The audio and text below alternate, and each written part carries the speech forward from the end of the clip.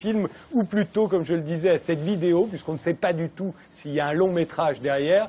On en connaît 13 minutes qui sont visibles sur Internet. Ce sont ces 13 minutes qui ont provoqué de violentes manifestations dans les pays musulmans et causé plusieurs morts, dont l'ambassadeur des États-Unis en Libye. Regardez.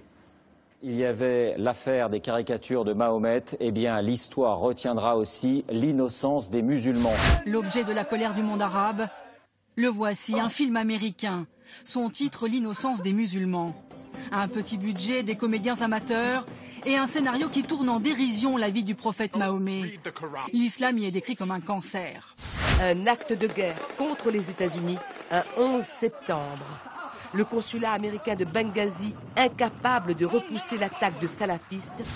Le prophète Mohammed n'est pas Osama Ben Laden, donc ne rendez pas notre peuple en colère, parce que nos gens vont être poussés à tuer, à se battre. Voilà ce qui va se passer. Ils sont prêts à tuer et ils tuent. L'ambassadeur Chris Stevens, 52 ans. Nous rejetons toutes ces manœuvres qui dénigrent les croyances religieuses des autres, mais il n'existe absolument aucune justification à ce type de violence insensée. Quant à l'une des actrices du film, elle soutient qu'elle croyait avoir tourné dans une fiction. On m'avait dit que la scène se déroulait il y a 2000 ans. Bagdad en Irak, Sanaa au Yémen et le Caire en Égypte. Comme une tache d'huile qui s'étale sur toute la Oumma, la communauté musulmane de la planète forte de plus d'1 milliard d'habitants. عبد الرب منصور هادي للرئيس الأمريكي باراك أوباما. All U.S. embassy personnel are safe and accounted for. Il se nomme Nakula Besseley. Aujourd'hui arrêté par la police de Los Angeles, c'est ce copte égyptien qui, par son film, a embrasé une partie du monde musulman. C'est honteux de violer délibérément la liberté d'expression pour attiser l'intolérance et faire couler le sang. Cette vidéo a été diffusée il y a 6 mois sur YouTube. Tout cela était inutile et ne devrait pas servir d'excuse, particulièrement maintenant.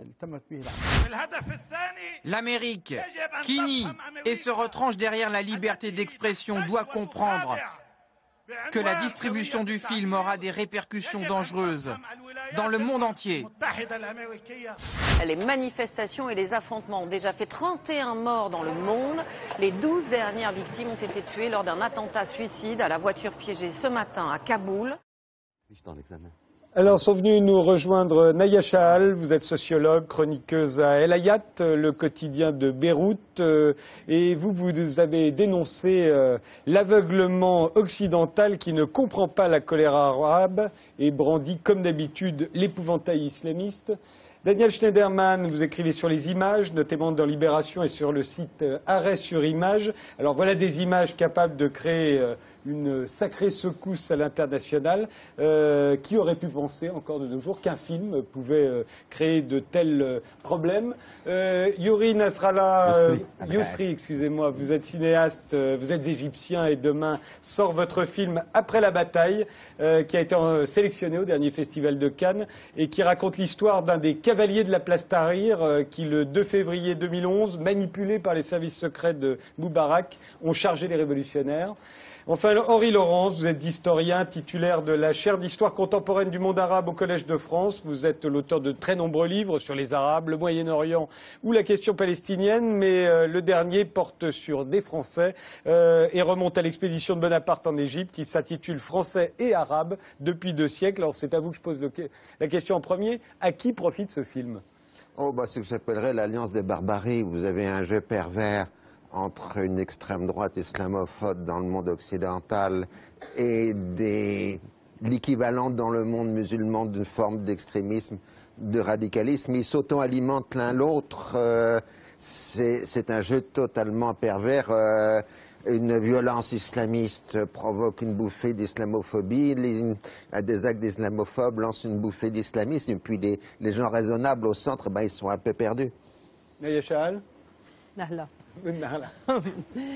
Écoutez, moi je pense que derrière le film insignifiant en lui-même, totalement insignifiant... Que très peu de monde a vu d'ailleurs, si on s'en réfère aux clics sur Internet, très peu de gens l'ont vu. Ce qui est intéressant, c'est de lire le profond message qui, encore une fois, part de ce monde arabe et musulman et qui est celui du malaise face à un Occident qui est perçu comme étant dominateur, oppresseur, agressif et hautain. Et je note que lors de la réception des corps des 4 Américains tués, Hillary Clinton disait les États-Unis qui devraient ou qui continueront à guider le monde. Il a servi en Irak et en Afghanistan comme si c'était légitime d'avoir attaqué finalement, parce que c'est ça, l'Irak et l'Afghanistan. C'est se positionner... Elle parlait de l'ambassadeur. Hein. Elle ne parlait pas de l'ambassadeur, elle parlait des deux autres personnes. L'ambassadeur ayant servi à Jérusalem comme ambassadeur, comme diplomate. Mais les 2 autres étaient des soldats, des Marines, en Irak et en Afghanistan, comme si c'était un détail. C'est ça, je pense qu'il y a une incompréhension profonde entre l'Occident, sa vision de lui-même, et de son rapport au monde, et ces gens-là, barbares et moins barbares, parce qu'il y en a des barbares, mais il y en a qui ne sont pas du tout des barbares, je ne suis pas barbare, mais je condamne complètement cette posture hautaine, dominatrice, et d'une totale, incompréhension des autres. Yousri Nasrallah? D'abord, ce n'est pas un film qui a fait ça. Oui, absolument. Quand on dit un film peut provoquer une émeute pareille, ce n'est pas un film qui a provoqué cette émeute. À chaque fois, c'était le motif qui était donné. C'est l'utilisation d'un film. C'est comment on utilise un film. Or, ce film existe, paraît-il, depuis 6 mois. Mais il n'était pas traduit en arabe, il était en anglais. Non, ça n'a rien à voir. Et puis il existe en arabe depuis juin, paraît-il. Qu'est-ce qui fait que, autour du 11 septembre, et au moment où en Égypte on est en train de discuter de la Constitution et de qu'est-ce que c'est qu'un citoyen, et de la citoyenneté, des droits, et d'un état de droit, que soudainement, autour du 11 septembre, une chaîne de télé intégriste passe cette chose et commence à dénoncer, à faire monter la tension et incite les gens à descendre dans la rue. Et tout ça, avec les yeux fermés, tout le monde parle ici du rapport que peut avoir l'Occident avec l'Orient. Mais personne, et très peu de gens parlent de ce que cette provocation a causé dans un pays qui essaye d'établir une démocratie, d'écrire une constitution comme l'Égypte. Ça a été fabuleusement utilisé et instrumentalisé.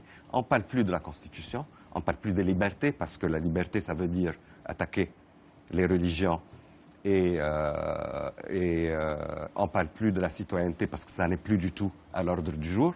Et en fait, une année de révolution, 1 année et demie de révolution, ça a été récolté par les pires. N'exagère pas, Yousri. Rien n'a été récolté. C'est un moment, il va passer. On est dans une lutte pour le sort de ces révolutions. Oui, mais attends. Est-ce que je peux dire qui a fait ce film? Suzanne Georges? Qui a fait ce film? Il y a un type qui maintenant se cache, qui a été en prison pendant 21 mois, je crois, pour fraude. Il a volé des gens, fraude bancaire.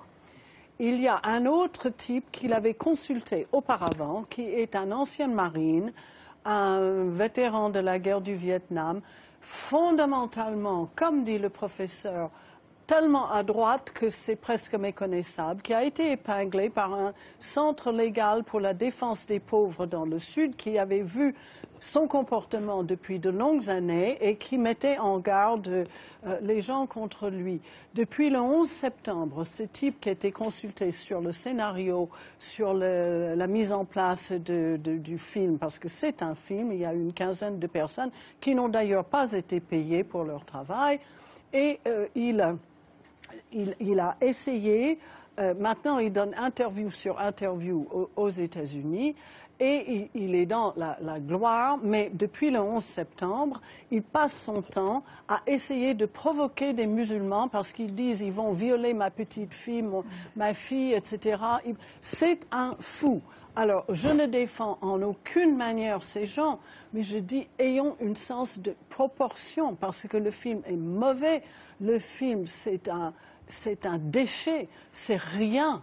Je veux dire, ça ne représente absolument pas le sentiment des Américains, et je défends la liberté de parole, y compris pour les nazis, y compris pour des gens comme ça, mais je ne demande pas aux Pakistanais de comprendre le concept des Lumières et de Voltaire pour la liberté de parole. Je défends jusqu'à la mort votre droit de le dire. Mais il faut voir d'où ça vient, parce que ça vient des déchets de la société américaine. Daniel Schneiderman. Bon, je suis d'accord avec beaucoup de choses qui ont été dites. Oui, il y a des barbares des deux côtés. Voilà, c'est un jeu pervers entre ce type dans son coin de Californie qui manifestement a fait ce film en trompant toute son équipe, et de l'autre côté les gens qui dans plusieurs capitales arabes vont assiéger les ambassades, brûler des drapeaux, des photos d'Obama et parfois tuer l'ambassadeur. Mais évidemment, moi, ce que j'ai regardé plus particulièrement, et ce qui m'intéresse, c'est le rôle des médias dans toute cette affaire. Parce que tous ces types, je veux dire, les barbares d'un côté et les barbares de l'autre côté, s'il n'y a pas les médias au milieu, ça n'existe pas.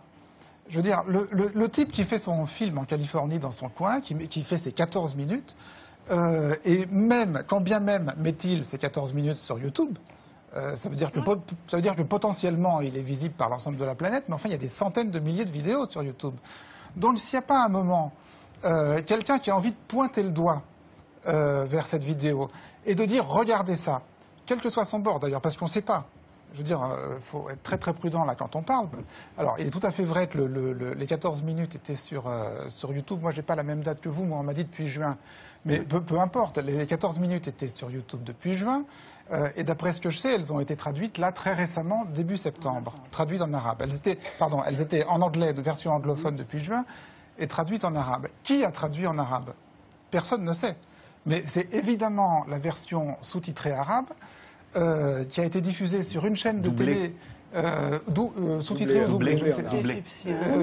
doublée arabe, qui a été diffusée sur une chaîne de télé égyptienne par un religieux musulman qui est très extrémiste et qui l'a fait pour pointer en disant regardez cette horreur, ce film horrible qui insulte le prophète, etc. Donc oui, il y a YouTube, mais après YouTube, il faut quand même dire il y a cette chaîne de télé égyptienne et il y a ce type qui pointe ce film. De l'autre côté, même de l'autre côté, je veux dire, 150, 200 ou 300 personnes dans un pays arabe qui vont gesticuler devant une ambassade et même brûler une photo d'Obama. C'est quoi s'il n'y a pas les caméras? Soudainement, ça devient les musulmans. C'est rien. S'il n'y a pas les caméras, c'est rien. Et on sait. Excusez-moi de vous interrompre, mais c'est exactement le même rapport. C'est-à-dire que les musulmans en question disent ce film, c'est l'Amérique, et les autres disent c'est 300 musulmans, c'est l'islam. Bien sûr, mais c'est exactement le jeu pervers que vous décriviez dans lequel on est. Et on sait très bien comment ça se passe. La manif normale, moyenne, devant une ambassade, il ne se passe rien tant que les caméras ne sont pas là. Les mecs sont là, ils attendent.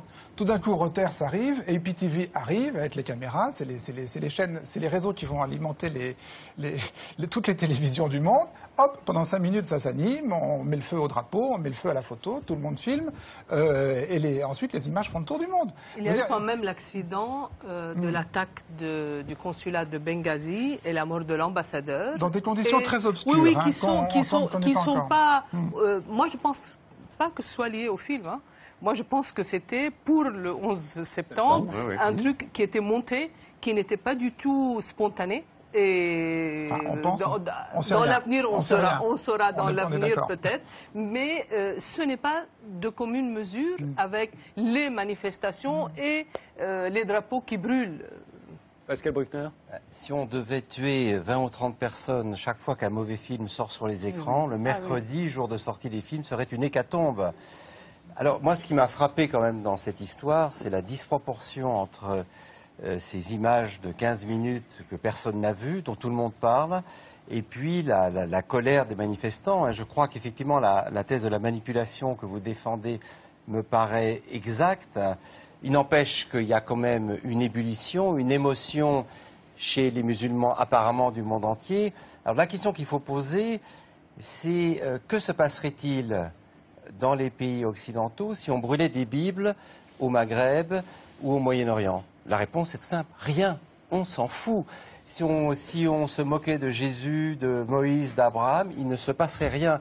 Et alors, c'est peut-être ça la différence, c'est qu'au fond, le sacré chez nous n'est plus religieux. Le sacré est sécularisé, c'est, disons, la Déclaration des droits de l'homme, mais on peut se moquer de la religion autant qu'on veut en France, et d'ailleurs Charlie Hebdo, dont on va parler bientôt, le fait pratiquement chaque semaine.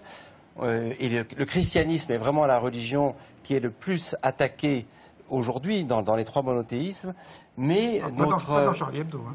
Notre indignation... Dans Charlie Hebdo, ils sont plutôt sur les imams, hein, au cas où ça vous aurait échappé. Ça ne m'a pas échappé parce que je le dis chaque semaine, mais je pense qu'effectivement, les chrétiens en prennent beaucoup plus. Ah non. Sauf cette semaine. Monsieur Bruckner, les chrétiens, si on brûle des évangiles en Orient, seraient très émus. Et les Juifs, si on brûle la Torah en Israël ou même partout ailleurs, seraient aussi très émus. Ce n'est pas parce que l'Occident s'est sécularisé que le reste du monde est sécularisé. Oui, ça, ce n'est pas la réalité. Mais l'émotion n'est pas forcément la violence. Mais justement, restons sur cette idée de sacré. Henri Laurence, vous êtes d'accord avec ce que vient de dire En partie, ça renvoie à une idée de blasphème, tout simplement. Aujourd'hui, dans nos sociétés occidentales, nous avons d'autres ordres de blasphème. Le premier amendement est sacralisé, donc condamner le premier amendement, c'est déjà un blasphème contre le premier amendement de la Constitution des États-Unis. Le négationnisme, le crime de négationnisme dans les juridictions européennes et françaises, c'est un crime de blasphème. Ce qui veut dire que je suis pour le négationnisme, bien au-delà, c'est abominable. Et on pourrait multiplier de choses, même critiquer aujourd'hui la sacralité de l'art, en disant l'art n'est pas sacré, ce qu'on fait, beaucoup de choses c'est minable, etc. Je me ferais attaquer de blasphème contre l'art contemporain. L'enfant est sacré dans les sociétés. L'enfant est sacré. La personne est sacrée en Occident, c'est ça surtout. C'est ça la révolution des droits de l'homme. La personne occidentale est sacrée en Occident. Pas les Afghans qui sont tués par les avions américains dans des noces où on dit oh, on a vu un attroupement. Mais le fait que les Américains aient commis des crimes n'empêche que la Déclaration des droits de l'homme a vocation universelle. Et c'est aussi vrai pour les musulmans et pour les révolutions arabes qui se sont faites aussi au début au nom des droits de l'homme. Sans doute, mais moi je vous dis une chose, le film n'a aucune importance. Il y a une colère qui couve. Si on ne veut pas comprendre la raison de cette colère est-ce que cette et colère de cette blessure, interne aux sociétés? Non, elle n'est pas interne. Ce sont des sociétés qui sont opprimées, qui sont agressées. Mais opprimées par elles-mêmes? Non, écoutez monsieur, moi je ne pense pas que ce sont nos sociétés, les sociétés arabes, qui envoient des avions bombarder Fallujah, envoyer des armes, des munitions, de l'uranium appauvri en Irak, qui est condamné pour des millions d'années à cause des armes, à cause de l'uranium appauvri. Excusez-moi, nous avons dans ces sociétés arabes et musulmanes subi une offensive de la part de l'Occident. Soit l'Occident est capable de la reconnaître et de reconnaître sa gravité, soit cette colère persistera et éclatera à chaque bout d'un film insignifiant comme celui-là ou une autre chose. En d'autres termes, les pays arabes sont victimes d'un Occident prédateur et méchant et ils n'ont rien à se reprocher à eux-mêmes. Mais avec ce raisonnement, madame, vous ne sortirez jamais on a beaucoup à nous reprocher. Du sous-développement. Non. D'abord, on n'est pas sous-développé. Mais chaque peuple est responsable de son destin. Absolument, mais s'il est agressé de la manière... Et qui a agressé la Tunisie? Qui? La Libye, c'est la France qui l'a aidé. Je parle du monde arabe dans sa totalité. Yosrine Nasrallah voulait prendre la parole. Moi, j'ai toujours très peur de cette mentalité. Et ça ne concerne pas du tout le rapport avec l'Ouest. Ça concerne notre rapport avec nous-mêmes, d'être victime. On n'est pas victime, on est opprimé, on est attaqué. C'est discours victimaire. On n'est pas victime. On a été opprimé par nos dirigeants, d'abord. Oui. Qui ont quelqu'un comme Moubarak, comme Sadat, comme toute la série, quoi, depuis 60 ans. Et par le colonialisme. Évidemment. Mais il y a un moment comme ça où il y a une révolution qui éclate dans un pays comme l'Égypte et où des gens disent on est des individus, on est des personnes. Et c'est un grand pas en avant. C'est un moment comme ça de grâce où les gens se sont dit on va arrêter d'être victimes, on va prendre nos destins en main, on va essayer d'en faire quelque chose. C'est là où commence la démocratie. Et en même temps qu'il y a là, tout de suite, Hein, et c'est là où je me dis, c'est quand même très important, par exemple, en Syrie, aujourd'hui, qu'avant que Bachar ne dégage ou n'importe quoi, que l'opposition et la révolution syrienne écrivent une constitution qui parle réellement à tout le peuple syrien en tant que citoyen. Sûrement. Et non pas. Et il faut réconforter les Alaouites, il faut réconforter les. Mais l'histoire ne peut pas être compartimentée, l'histoire est dans une continuité. Non, laisse-moi continuer. Aujourd'hui, dans cette continuité, il y a des forces.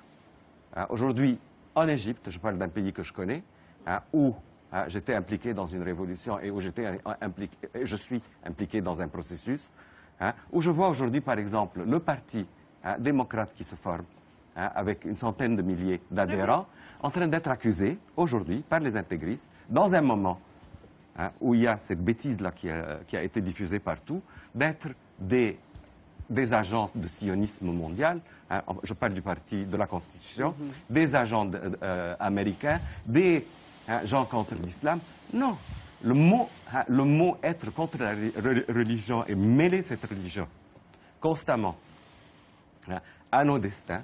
La Constitution en mars 2011, quand les intégristes sont descendus dans la rue, dire voter pour les amendements proposés par l'armée, c'est voter oui à Dieu et à l'islam, et voter non. C'est condamnable, mais c'est pas évidemment, de ça qu'on discute. Si, c'est exactement de ça qu'on discute. Très bien. Vous êtes en train de discuter du rapport entre... Je m'en fous du rapport entre l'Ouest et c'est de ça qu'il s'agit maintenant. Non.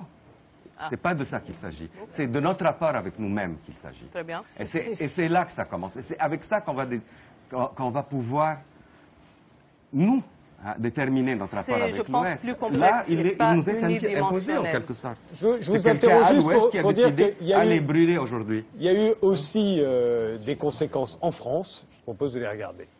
Extrait. Ils n'étaient certes pas très nombreux, 250 selon les services de police, mais les images ont surpris et même choqué. Et l'affaire est maintenant devenue symbolique, politique et judiciaire. Plusieurs dizaines de personnes prennent la direction de l'ambassade américaine. Le rassemblement n'est pas autorisé. Des gendarmes tentent de maîtriser le cortège. 250 manifestants sont bloqués à quelques mètres de l'ambassade. Parmi eux, des islamistes radicaux, mais aussi de jeunes musulmans venus de banlieue ou de province en quart. Tous très choqués par le film qui présente l'islam comme un cancer. Cette manifestation est inacceptable et moi je ne permettrai pas que des femmes voilées entièrement, que des prières de rue, que des slogans hostiles à des pays alliés, à nos valeurs, puissent se faire entendre dans nos rues. Comment une manifestation comme celle-ci a pu être organisée à l'insu des autorités, même si les policiers ont fait preuve de beaucoup de courage. Je demande d'autre part que des mesures maintenant très fermes soient prises, par exemple des arrêtés d'expulsion immédiats pour ceux des personnes manifestantes qui étaient en situation irrégulière en France. Islamophobe, ça veut dire la phobie, c'est la peur. Hein, c'est bien ça. Oui, c'est la peur de l'islam. Alors effectivement, peut-être je suis islamophobe. Et ce soir, j'ai fait mon coming out. Oui, probablement que je suis, comme beaucoup de Français.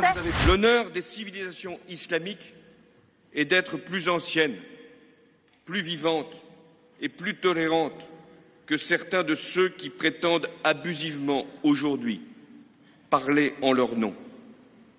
Il est l'exact contraire de l'obscurantisme qui anéantit les principes et détruit les valeurs de l'islam en portant la violence et la haine.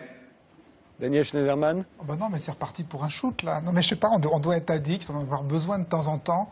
Je veux dire, tout d'un coup, il n'y a plus rien d'autre. On parle plus des impôts. Les impôts, on s'en fout des impôts. Est-ce qu'ils vont augmenter? Qui va payer? Les riches, les pauvres? Le chômage, les usines qui ferment? Il n'y a plus rien. Il y a ces 250 personnes dans la rue.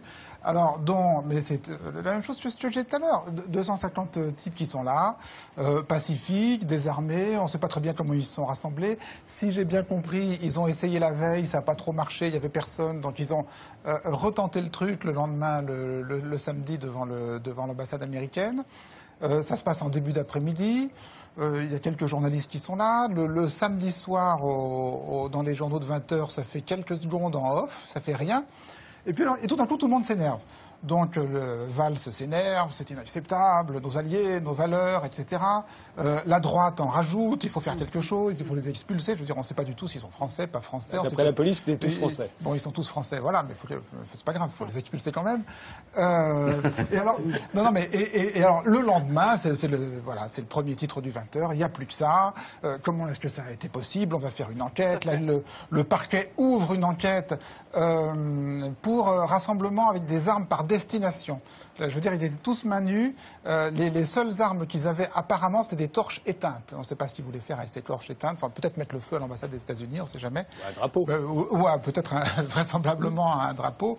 Enfin voilà, on est reparti pour une espèce d'emballement terrifiant qui, je pense, ne durera pas trop, mais enfin qui est quand même symptomatique de ce qui nous arrive périodiquement. Deux petites choses très rapidement. Madame, d'abord, sachez que beaucoup d'Américains sont contre les invasions et que le traitement des Palestiniens est absolument insupportable. Absolument. Ceci dit, d'après le New York Times, au Pakistan, où il y a eu plusieurs milliers de personnes et au moins un mort, ça a été, le professeur me corrigera s'il le faut, ça a été le fait de deux groupes chiites, qui est une minorité de 10% au Pakistan, qui avaient organisé en deux endroits différents les manifestations et que la majorité de la population ne s'y est absolument pas jointe. Troisième chose, je voulais juste ajouter à ce portrait de celui qui a fait le film qu'il l'a fait avec l'idée et il a fait de la pub partout dans les mosquées autour de Los Angeles et il a appelé ça l'innocence de Bin Laden pour commencer et ensuite l'innocence des musulmans parce qu'il espérait attirer des musulmans pour voir son film dans un petit cinéma un peu miteux de Hollywood. Pour qu'ils soient choqués? Pour qu'ils puissent les photographier et les repérer parce que ce seraient eux les futurs terroristes. C'est un type malade, complètement malade. Il n'a pas vendu un billet pour son truc. Aucun musulman de Los Angeles on l'a vu se faire arrêter tout à l'heure dans un extrait du journal télévisé.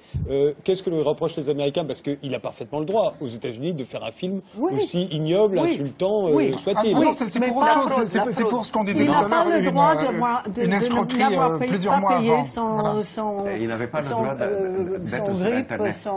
Ah bon? Oui, il avait été condamné pour une escroquerie et il n'avait pas le droit de se connecter à Internet. Et on parle de ce mauvais film et vous ne parlez pas du mien. Oui, c'est vrai. C'est le principe ici. On ne vient jamais rien vendre. C'est ça qui est terrible. C'est le principe des médias en général. On est là depuis une demi-heure en train de parler de cette espèce de film nul. J'ai pas vu le film de monsieur qui sort demain. Je l'ai pas vu. Je sais pas s'il est bien, pas bien, mais il n'a pas causé de mort. Je suis désolé. Voilà. C'est infiniment minoritaire de part et d'autre. C'est cela qu'il faut souligner. Oui. Tout ça, il y a aussi des enjeux géopolitiques. On parlait des interventions américaines actuellement. Il y a ceux qui souhaiteraient une intervention américaine. Ce sont les révolutionnaires syriens qui se font massacrer par l'armée de Bachar el-Assad. Le régime des frères musulmans, enfin le président Morsi était en délicate conversation économique en Égypte avec les Américains, etc., parce qu'il a besoin d'une aide financière. Il y avait l'idée au départ chez Barack Obama du refus de la guerre contre les musulmans. Il a dit « je ne suis pas en guerre contre l'islam », c'était le sens du discours de Caire, etc. De fait, en essayant de limiter la casse, il a retiré l'armée américaine d'Irak. Il est en train de retirer l'armée américaine d'Afghanistan en limitant la casse du point de vue américain.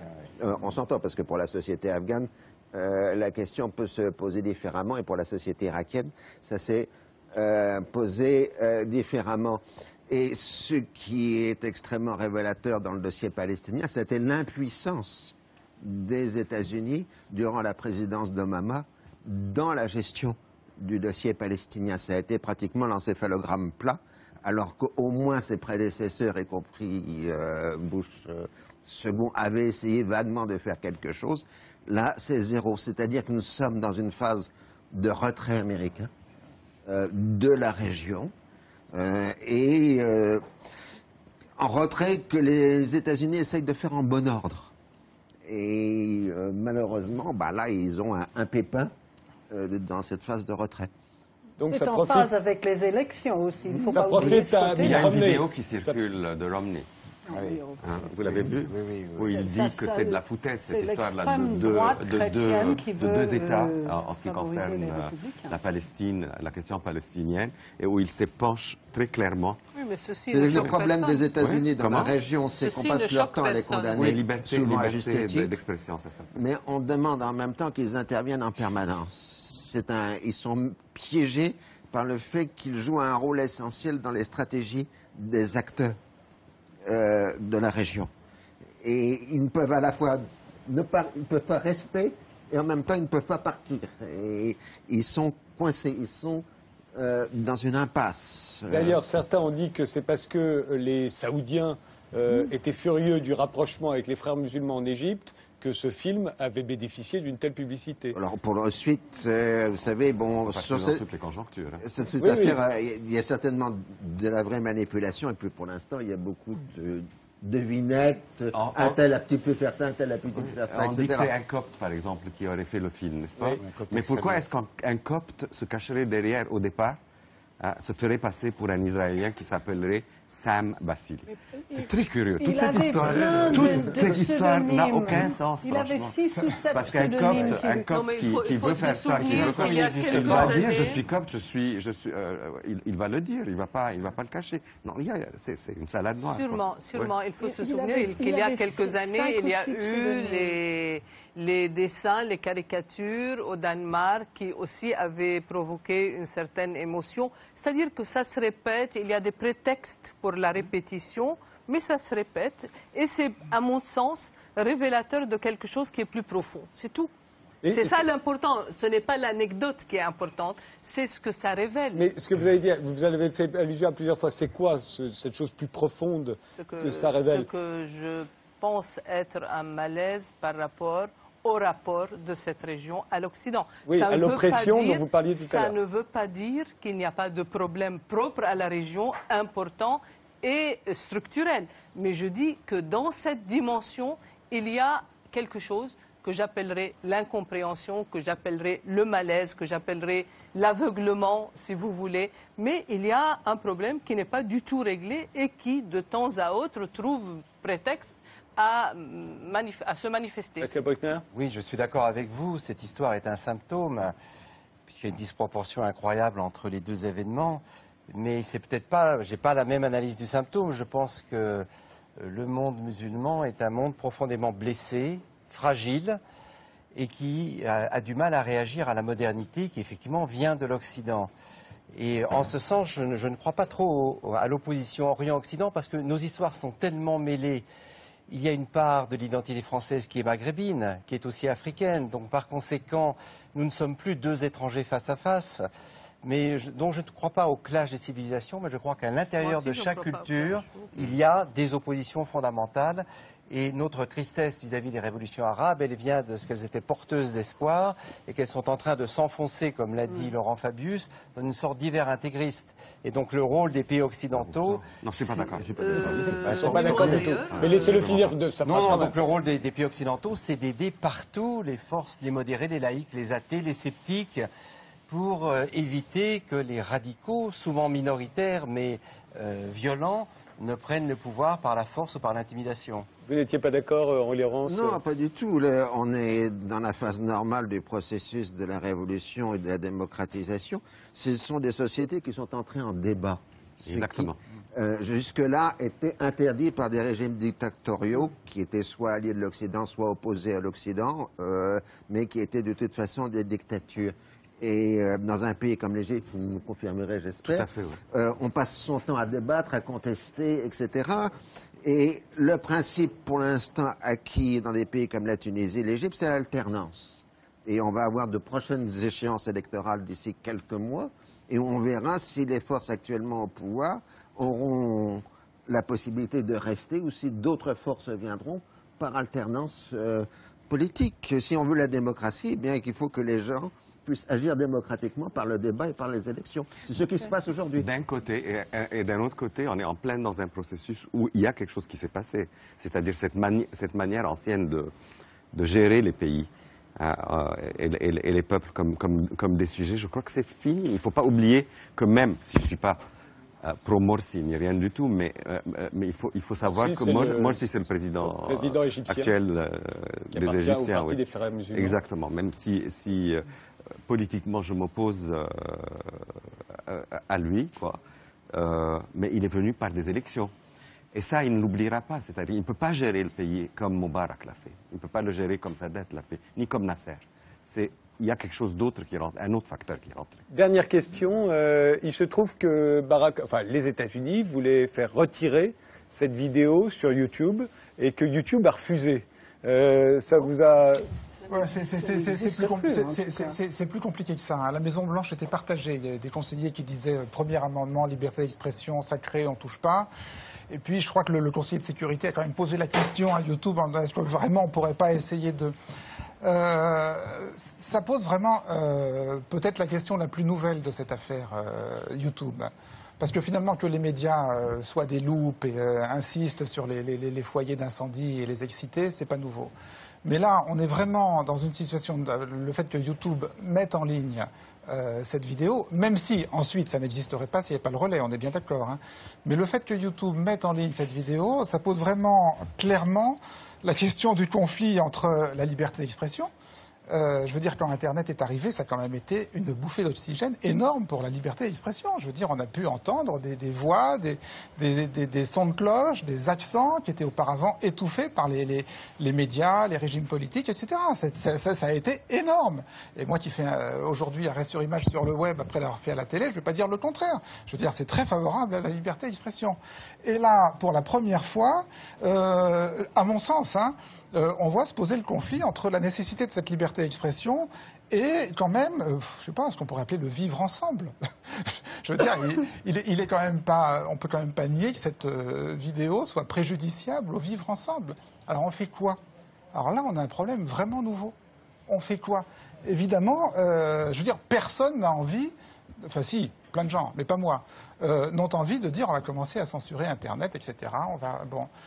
Mais au moins, il me semble que dans un premier temps, on pourrait exiger des grandes multinationales comme YouTube, de ces énormes pouvoirs que sont maintenant les plateformes de vidéos en ligne, on pourrait exiger de leur part une transparence dans leur fonctionnement qui soit à la hauteur de ce qu'exige la société Internet. Qu'est-ce que vous voulez dire non, mais YouTube, c'est l'opacité. C'est pas le problème. Vous vouliez qu'ils retirent cette vidéo ou vous voulez pas qu'ils la retirent? Je voudrais qu'ils disent ce qu'ils font. Parce que pour l'instant, ils ne disent pas ce qu'ils font. Ils l'ont laissé dans plusieurs pays. Il y a plusieurs pays qui ont demandé à ce que la vidéo soit interdite de visionnage dans ces pays. Alors YouTube l'a retirée effectivement en Égypte, on peut comprendre pourquoi. L'a retirée en Inde, on ne sait pas très bien pourquoi, dans quelles conditions, ils n'ont pas expliqué. Mais en revanche, l'a laissée au Pakistan. Pourquoi ils l'ont retirée en Inde? Pourquoi ils l'ont laissée au Pakistan? Je veux dire, ils ne répondent jamais. Faut pas dire qu'ils n'enlèvent jamais. Ils enlèvent plein de trucs. Mais ils enlèvent dans des conditions totalement opaques. Et ils n'ont de rendre compte à personne sur qu'est-ce qu'ils laissent et qu'est-ce qu'ils enlèvent. Il me semble que la première chose pour qu'on puisse avancer dans ce débat empoisonné et empoisonnant qui est comment on va gérer ce genre de situation, c'est d'exiger de ces boîtes qu'elles soient transparentes, qu'elles expliquent ce qu'elles font déjà. Puis ensuite, on pourra commencer à discuter. Dernier mot, Pascal Briquet. Oui, je pense que l'enjeu de cette histoire, c'est un enjeu symbolique important. C'est la définition à l'ONU du droit ou non à blasphémer. Je sais que l'organisation de la conférence islamique, depuis un certain nombre d'années, milite pour qu'on empêche l'approche critique des différents dieux et des prophètes dans l'expression publique. Et le risque, effectivement, c'est que les partisans de la censure nous interdisent demain de nous moquer de Jésus, de Dieu, de ses saints et de tous les prophètes qui ont pu proliférer sur cette terre. Effectivement, si le blasphème a été aboli en France à la Révolution, si on le réinstalle aujourd'hui, nous revenons à l'ancien régime. Et c'est extrêmement inquiétant. Henri Laurence, dernier mot. Petit point de détail, simplement. Le blasphème est interdit en Alsace-Moselle. Oui, parce dans que le droit, Oui, mais enfin, c'est pas appliqué. Oui. Si, ça a été appliqué il y a une quarantaine d'années. Il y a eu quelqu'un qui a été condamné pour blasphème. Vous vous souvenez? C'est parce que, juste, je le dis, c'est parce que, non, mais je le dis juste, c'est parce que l'Alsace-Lorraine n'était pas française au moment de la séparation de l'Église et de l'État. Blasphémer quoi? Qu'est-ce qui est interdit? Qu'est-ce qui est sacré? Ce n'est pas uniquement les religions qui sont sacrées. Qu'est-ce qui est blasphématoire? J'aimerais bien poser la question parce qu'elle est posée, par exemple, dans le monde arabe. On ne peut pas toucher, évidemment et heureusement, à l'Holocauste, par exemple, au négationnisme, comme a dit. C'est blasphématoire aux yeux de l'Occident et c'est interdit. Écoutez, soit on libéralise tout, soit on met des règles et on ne peut pas être dans ça, c'est sacralisé et c'est intouchable. Et les autres, c'est pas grave. Mais l'Holocauste n'est pas une religion, c'est un fait historique. Il n'y a qu'en France que le négationnisme est interdit en France, en Europe, mais aux États-Unis, vous pouvez parfaitement publier les écrits négationnistes, vous aurez des réfutations d'historiens. Oui, c'est pour ça que c'est compliqué, n'est-ce pas? Ça n'est pas une religion, l'Holocauste. C'est complexe. C'est un fait historique. Oui, dernier mot, Suzanne Georges. Il y a cet agitateur au Pakistan qui dit que toute l'équipe de production de ce film devrait être pendue publiquement. C'est sympa, ça. Et ce sont des professionnels de l'incitation à la haine du côté musulman et du côté de ces chrétiens extrémistes qui incitent à la haine de l'autre communauté. Et ça marche. Et c'est ça qui me désole. Les autres ne tuent pas. C'est ça qui me désole. Ça marche. Ça Merci d'avoir participé à cette émission. On a parlé de films. Maintenant, j'aimerais parler